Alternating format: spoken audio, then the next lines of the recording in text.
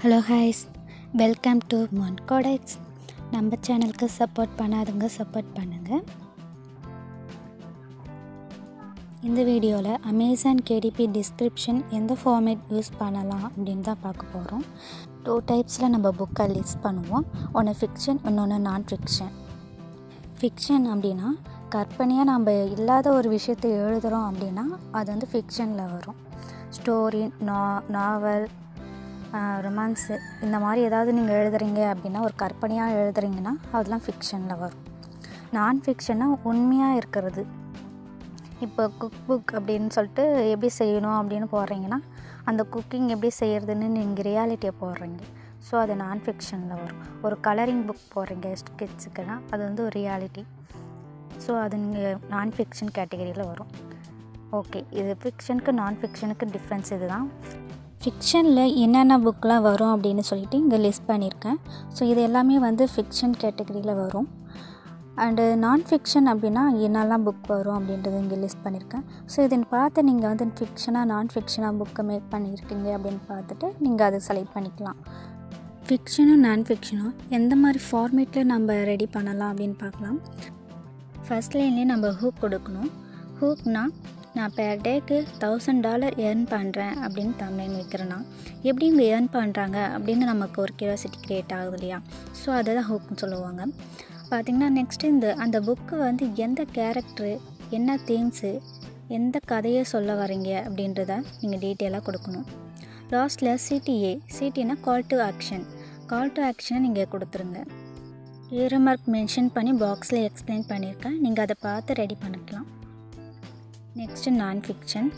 இதில் பார்த்தீங்கன்னா first hook தான் கொடுப்போம் நம்ம ஃபஸ்ட் லைனு.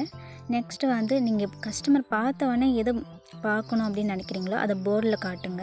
அப்புறம் ஆன்லைன் பண்ணி காட்டுங்க. நெக்ஸ்ட்டு உங்கள் புக்கோட பெனிஃபிட்டை வந்து நீங்கள் புல்லட் பாயிண்ட்ஸ் வச்சு காட்டுங்க. புக்கோட டைமென்ஷன் என்ன, எந்த மாதிரி சிங்கிள் சைட் கொடுத்துருக்கீங்களா, அதோடய ஃப்யூச்சர் என்னன்னு காட்டுங்க. அதுக்கப்புறம் இது எல்லாமே நீங்கள் புல்லட் பாயிண்ட்ஸில் தான் கொடுக்கணும்.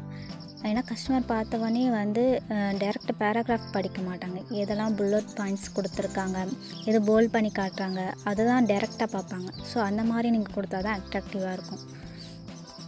லாஸ்ட்டில் எப்பவுமே கால் டு ஆக்ஷன் கொடுத்துருங்க. உங்களுடைய அதர் புக்குமே வந்து ரிவ்யூ பண்ணுறதுக்கு கஸ்டமருக்கு ஈஸியாக இருக்கும். உங்களுடைய ஆத்தர் பேஜ் ஃபாலோ பண்ணுற மாதிரி கொடுங்க. ஏன்னா நீங்கள் நியூவாக போட போகிற புக்கை வந்து அவங்க ஃபாலோப்பில் வச்சுருக்க மாதிரி இருக்கணும். ஸோ அந்த மாதிரி இங்கே கால் டு ஆக்ஷன் வந்து நீங்கள் எப்படி கொடுக்கணும்னு நினைக்கிறீங்களோ அதை அட்ராக்டிவாக கொடுத்துக்கோங்க. இந்த புக்கு ரீசெண்டாக பப்ளிஷ் பண்ணியிருக்காங்க. பார்த்திங்கன்னா குசிகல் season bold and easy colouring August 4, 2025 தான் பப்ளிஷ் பண்ணியிருக்காங்க. பெஸ்ட்செல்லர் ரேங்க்குமே வந்திருக்கு இதில். ஸோ இவங்க டிஸ்கிரிப்ஷன் எப்படி ரெடி பண்ணியிருக்காங்கன்னு பாருங்கள். நான் சொன்ன மாதிரியே ஃபஸ்ட் லைனில் ஹூக் கொடுத்துருக்காங்க. ஃபால் லீவ்ஸ் அப்படின்னு சொல்லிட்டு கொடுத்துருக்காங்க. குக்கி நைட்ஸ் கொடுத்துருக்காங்க. கிறிஸ்மஸ் லைட்ஸ் கொடுத்துருக்காங்க. ஆல் இன் ஒன் அப்படின்னு சொல்லிட்டு அந்த இடத்துல ஹுக் பண்ணியிருக்காங்க. பார்த்திங்கன்னா ஃபர்ஸ்ட் லைன்லேயே போல்ட் அண்ட் ஈஸி அந்த டிசைன்ஸ் எது போல்ட் பண்ணி காட்டினா கஸ்டமர் பார்ப்பாங்களோ அதெல்லாமே போல்ட் பண்ணியிருக்காங்க. அவங்க புக்கில் என்ன இன்சைடில் கொடுத்துருக்காங்கன்னு கொடுத்துருக்காங்க. Bold and easy colouring book கொடுத்துருக்காங்க. ஸோ இதெல்லாமே வந்து போர்டில் அவங்க வந்து ஹைலைட் பண்ணியிருக்காங்க. Fall vibes. ஸோ இதில் என்ன தீம்ஸ் இருக்குது அப்படின்னு மென்ஷன் பண்ணியிருக்காங்க.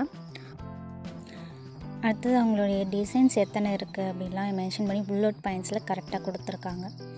ஸோ இந்த மாதிரி நீங்கள் மென்ஷன் பண்ணதை கஸ்டமருமே பார்க்கும்போது கரெக்டாக வந்து கிளியராகவும் இருக்கும். இந்த மாதிரி பார்த்திங்கன்னா அவங்க எல்லாமே கிளியராகவே கொடுத்துருக்காங்க. மார்க்கர் யூஸ் பண்ணலாமா, பென்சில் யூஸ் பண்ணலாமா, ஸோ கலரிங் பென்சில் யூஸ் பண்ணலான்ற மாதிரி எல்லாம் கொடுத்துருக்காங்க. இங்கே ப்ரீமியம் கிளாசிக் கவர் எல்லாம் வந்து புக்கோட டீட்டெயில்ஸும் கொடுத்துருக்காங்க. ஸோ இத்தாலிக்கில் எது மாற்றி கொடுக்கணும், எது போல்ட் பண்ணணும் எல்லாமே வந்து கொடுத்துருக்காங்க கரெக்டாக. ஸோ இந்த மாதிரி தான் நாமளுமே வந்து க்ரியேட் பண்ணி போடணும். இங்கே கைண்ட்லி நோட்ஸ் கொடுத்துருக்காங்க பார்த்தீங்களா. ஸோ இந்த லைன்ஸ்லாம் நாம் மென்ஷன் பண்ணணும். லாஸ்ட்டில் வந்து கால் டு ஆக்ஷனுமே கொடுத்துருக்காங்க. கால் டு ஆக்ஷனில் பார்த்திங்கன்னா அவங்களோட அதர் புக்ஸுமே பார்க்குற மாதிரி கொடுத்துருக்காங்க. ஸோ இந்த மாதிரி தான் நாமளுமே கொடுக்கணும். ஏன்னா நாம் நியூவாக புக் போடும்போது கஸ்டமருக்கு தெரியணும். அதனால நம்மளோட ப்ரொஃபைல் ஆத்தர் பேஜ் அவங்க ஃபாலோ பண்ணுறதுக்காக கால் டு ஆக்ஷனில் மென்ஷன் பண்ணலாம். ஸோ இந்த மாதிரி நீங்கள் ஒரு டிஸ்கிரிப்ஷன் ரெடி பண்ணுற மாதிரி இருக்கும். இது நம்ம ஃபுல்லாகவே பார்க்கலாம் எப்படி இவங்க க்ரியேட் பண்ணியிருக்காங்கன்னு. பார்த்திங்கன்னா A+ கண்டென்ட்டுமே ரொம்ப நல்லாவே போட்டிருக்காங்க. அவங்களுடைய இமேஜ் பார்த்திங்கன்னா ரொம்பவே அவுட்லைன்ஸ்லாம் ரொம்ப லுக்காக கொடுத்துருக்காங்க. ஏஐ சில டைம் வந்து பார்த்திங்கன்னா சில இதெல்லாம் கட்டாகி ஜென்ரேட் பண்ணும்.